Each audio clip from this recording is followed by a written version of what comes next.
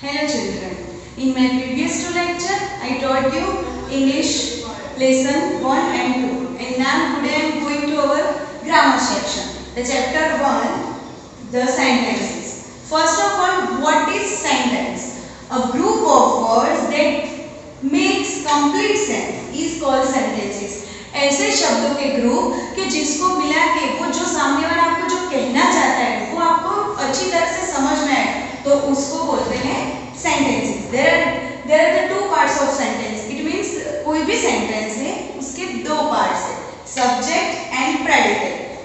तो how can you find out in sentence तो which are subject and which are predicate? तो subject it is that part of the sentence which name of the person or things we are speaking about. इसमें ये कहा गया है कि जो sentence है उसमें जो भी चीज या कोई भी व्यक्ति के बारे में क्या कहा क्या है कौन है उसके नाम को जो कहते हैं उसे सब्जेक्ट कहते हैं. And another sentence part is predicate. What is predicate? तो is that the part of the sentence which tells something about the subject. हमारे सेंटेंस में जो सब्जेक्ट है उसके बारे में क्या कहा गया है उस वाले पार्ट्स को हम कहते हैं predicate. Suppose I explain with example. Nisha is playing with her dog. So यहाँ पे निशा है वो सब्जेक्ट है and is playing with her doll वो पूरा का पूरा प्रेडिकेट है. Okay okay. Then another sentence is that I saw a cat on the wall. तो उसमें सब्जेक्ट कौन सा है? I. And the another part है saw a cat on the wall. These are predicate. Now उसके अलावा sentence के बाद में एक अनदर वर्ड है फ्रेज. तो what is called phrase? This group of word make sense but not complete sense. वो group of word है इसमें भी शब्दों का ग्रुप है पर वो ग्रुप है पर उसका कोई मीनिंगफुल सेंटेंस नहीं बनता है. Such a group of word is called a phrase. तो उस प्रकार के जो शब्दों का ग्रुप है उसे हम कहते हैं phrase. Now जो सेंटेंस है उसको फोर पार्ट्स में डिफरेंट पार्ट्स में डिवाइड किया हुआ है. Which four parts? Assertive sentence, interrogative sentence, exclamatory sentence and imperative sentence. Now I explain in detail in these four sentences. First of all I explain assertive sentence. So what is called assertive sentence? Such sentence is state a fact, opinion or an idea. कहीं ऐसे वाक्य हैं जिसके बारे में ऐसा कहा गया कि फैक्ट है. जैसे कि Mahatma Gandhi is known as the father of nation. जैसे कि महात्मा गांधी जी हमारे राष्ट्र के राष्ट्रपिता है. उसी तरह कोई ओपिनियन हो जैसे कि किसी कोई बॉय है कि ही इज लुकिंग गुड तो ये मेरा ओपिनियन है. It's not true but it's my opinion. तो उस प्रकार के सेंटेंसेस को भी कहते हैं assertive sentence. Another words examples are there. Narendra Modi is the prime minister of India. तो ये फैक्ट है कि नरेंद्र मोदी भारत के प्रधानमंत्री है. उसके बाद अनदर सेंटेंस टाइप्स है imperative sentence. Such sentences are used to permit, command or request. ये इस टाइप के सेंटेंसेस हैं जिसमें किसी बात के लिए किसी को परमिशन देनी हो, ऑर्डर करना या फिर कमांड करना हो तो उस प्रकार के सेंटेंसेस को कहते हैं imperative sentences. जैसे कि with example you may go now. Go there. Let me go now. तो you may go now तो ये परमिशन वाला सेंटेंस है. उसके बाद दूसरा है go there. ये कमांड किया है कि तुम वहां पे जाओ. And another third sentence is let me go now. ये रिक्वेस्ट है. ओके चलो मुझे जाने दो. उसके बाद उस सेंटेंस का तीसरा टाइप है थर्ड टाइप है interrogative sentences. So what is called interrogative sentences? Such sentences used to ask a sentence. उस प्रकार के वाक्य जिसमें हम किसी को क्वेश्चन पूछते हो तो उस प्रकार के सेंटेंसेस को इंट्रोगेटिव सेंटेंसेस कहते हैं. जैसे कि what is your name? Where do you live? उस टाइप के सेंटेंसेस को इंट्रोगेटिव सेंटेंसेस कहा गया है. उसके बाद फोर्थ वाला टाइप है exclamatory sentences. These types of sentences are used to express sudden emotions. उस प्रकार के सेंटेंसेस ये है कि जिसमें सडनली कोई सरप्राइजिंग हो या कोई दुख वाला सेंटेंसेस हो तो उस प्रकार के जो सेंटेंसेस है उसमें जो वर्ड्स है ओ माय गॉड तो उसमें जो ओ है वो है एक्सक्लेमेटरी सेंटेंसेस का word. Okay then also I give you example. How lovely she look and how the Taj looks. तो ये दो प्रकार जो सेंटेंसेस है वो इंपेरेटिव सेंटेंसेस है. Now students, we are going to the exercise of the sentences. First question आता है, rewrite each sentence in the exclamatory form. यहाँ पे जो हमें sentences दिए गए हैं, you convert in this sentence into exclamatory form. Suppose first is the sun is very hot. तो उसको आपको exclamatory sentences में ट्रांसफर करना है. तो how hot the sun is, और ये पीछे जो मार्क है वो exclamatory sign है. Okay? Then another the Taj looks very beautiful. तो how beautiful the Taj looks. तो इस तरह से आप सभी sentences को exclamatory sentences में convert कर सकते हैं. Now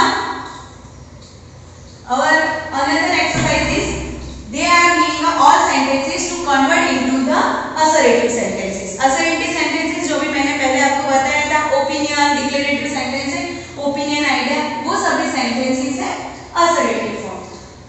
The first sentence is there, how kind God is. तो ये वाले sentence है exclamatory form में. उनको हमें कौन से form में convert करना है? Assertive form. तो God is very kind, और जो exclamatory sign है वो निकल के full stop हो जाएगा. यहाँ पे आपको ये बात ध्यान में रखनी है कि exclamatory को assertive में convert करने के बाद suppose हमने ये सब कुछ अच्छी तरह से लिखा है पर ये full stop भूल गए तो your whole sentence will be wrong. Okay? Then another sentence is that our country is very big.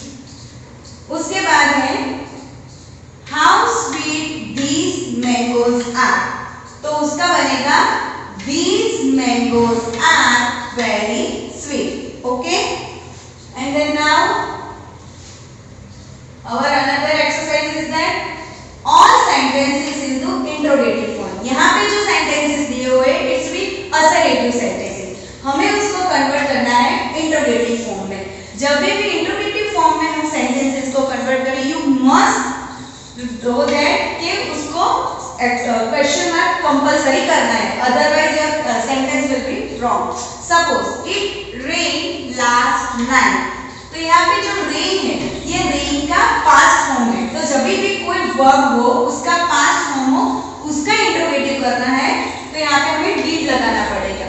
तो did it और जो rain है उसका rain हो जाएगा. तो did it rain last night and then question. Okay? उसके बाद है suppose ये वाला ले लेते हैं it rains every day on the hill. तो यहाँ पे ये जो assertive sentence है उसमें आप देख सकते हैं कि ये जो verb है rains ये simple sentence है. उसको जब करना है ऐसे yes वाला form है तो जब उस we convert into interrogative sentence we use does. तो does it rain every day on the hills. Okay? Now we are going to our another exercise. Is there यहाँ पे जो sentences दिए हुए यहाँ पे जो दिया है group of words दिए हुए आपको इनसे ये पहचानना कि is it phrase या is it sentence. तो now I explain you under the tree it is group of words but not a meaningful sentence. तो it's called phrase जो हमने previously अभी आपको सिखाया. उसके बाद यहाँ पे Radha sings well. It's group of words and also the meaningful of sentence. So it's called a sentence. इसी तरह से if only group of word but not a meaningful sentence, its sentence is called phrase and it's a group of word and also the meaningful sentence. So its sentence called a sentence. Okay? And then now we are going to our another exercise is that rewrite each sentence correctly and also say whether the sentence is assertive, interrogative, exclamatory or imperative. यहाँ here there are the some sentences are there and there are the error. यहाँ पे जो question sentences है उसमें थोड़ी बहुत error है तो आपको वो error correct करनी है और उसके बाद which type of sentences are there वो भी लिखना है. तो suppose first है how hot the sun is. यहाँ पे how what ऐसे words है उससे ये तो पता चल गया कि exclamatory sentence है. तो यहाँ पे correction क्या करना है कि यहाँ पे देखिए जो H है वो हमारा capital letters में होना चाहिए. तो how का H capital करें all sentence are same and then करेक्शनमेंट्री साइन, और यहाँ पे आपको एक्सप्लेन करना है कि विच टाइप्स ऑफ सेंटेंसेस। उसी तरह मैं आपको अनदर एक सेंटेंस एक्सप्लेन करके बताती हूँ। यहाँ पे है who teaches you English.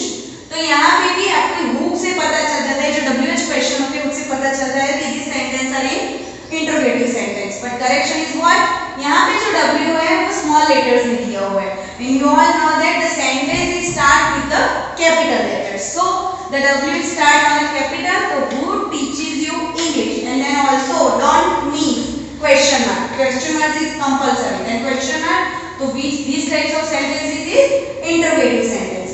Another sentences are there obey your parents and teacher. यहाँ पे आपको obey your parents and teacher यहाँ पे आपको दिया गया है, उससे ये पता चलता है कि these types of sentences called imperative sentences, but यहाँ पे जो O है वो small alphabet में है, आपको उसको कैपिटल लेटर्स में लिख के obey your parents and teacher and then full stop, and these types of sentences called the imperative sentence. Now we are going to our another exercise. Here is match the clues to make the sentence. यहाँ पे A वाला part है और B दोनों में clues दिए हुए हैं, और उन दोनों को कंबाइन करके you make a complete meaningful sentence. जैसे कि she is the girl, तो यहाँ पे और ऑप्शंस दिए हैं, that is she, as it is raining, that sounded false, you have made a mistake, and who has won the first prize. तो इसके साथ ये वाला मैच होगा कि she is the girl who has won the first prize. उसी तरह एक और एक सेंटेंस में आपको एक्सप्लेन करके बताती हूँ, I never do anything, तो इसमें से वो कौन सा वाला आएगा, A, that is she, तो पूरा सेंटेंस क्या बनेगा, I never do anything, that is silly. Okay, now we are going to our another exercise. This exercise is put the word in the correct order to make the sentence. यहाँ पे आपको बहुत सारे word दिए हुए हैं, उसको proper order में लिख के आपको एक मीनिंगफुल सेंटेंस में कन्वर्ट करना है, जैसे कि the mill/cow has ears and give, तो उस सेंटेंस को कैसे बनाएंगे, तो the cow gives us milk, तो इस तरीके से ये जो ऑर्डर करेक्ट वर्ड में आपको लिखना है एंड देन उसको मीनिंगफुल सेंटेंस बनाना है। उसी तरह मैं थोड़े और आपको एक्सप्लेन करके बताती हूँ, जैसे कि a was great Gandhi ji man, तो उसका क्या होगा कि Gandhi ji was a great man. Another sentence is that does uncle well live your, तो उसका बनेगा where does your uncle live. Okay, then last sentence is that and is elephant big, तो उसका बनेगा an elephant is a big animal. Okay, then now I complete our exercise, and another sentences you also explain with the help of this PDF.